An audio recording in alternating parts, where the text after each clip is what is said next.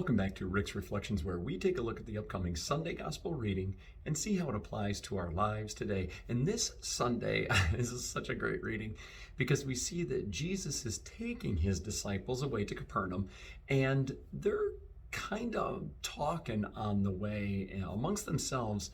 And when they get to Capernaum, Jesus asks them a question, what were you talking about on the way? And they all remained silent because they didn't really want to admit what they were talking about. You see, they were discussing, well, who's the greatest among us all, right? Like, who's top dog? Who is right there at Jesus's right hand? Who's it going to be? And Jesus, of course, knew this. So he decides to tell them that the greatest among you is actually the least, the servant of all, the one who puts everybody else before himself. In fact, then he brings over a child and said, whoever receives this child receives me, and whoever receives me receives the Father.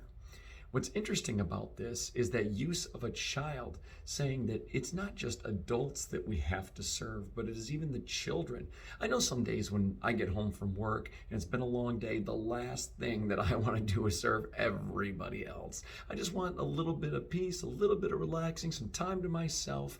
And yet, even in those moments where we're the most tired, where we feel like we've given all day, we must keep in mind what Jesus tells us, that the greatest is actually the least.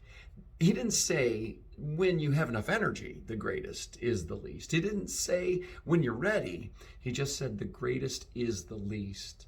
So in your day, who is it that you need to serve? And maybe it's at work. Maybe there's somebody that doesn't quite get what they're doing and you can help them out, but it might take away a little bit from your time.